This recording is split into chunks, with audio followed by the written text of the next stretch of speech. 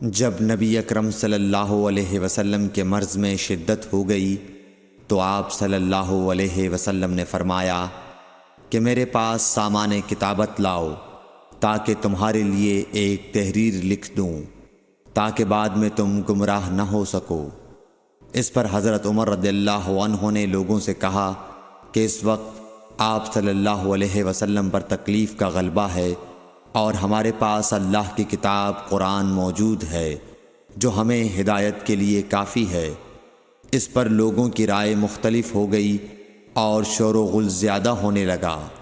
آپ صلی اللہ علیہ وسلم نے فرمایا، میرے پاس سے اٹھ کھڑے ہو، میرے پاس جھگڑنا ٹھیک نہیں۔ اس پر ابن عباس رضی اللہ عنہ یہ کہتے ہوئے نکل گئے کہ بے شک مصیبت بڑی سخت مصیبت ہے، وہ چیز جو ہمارے اور رسول کے اور آپ کی تحریر کے درمیان حائل ہو گئی۔ صحیح بخاری حدیث نمبر 114۔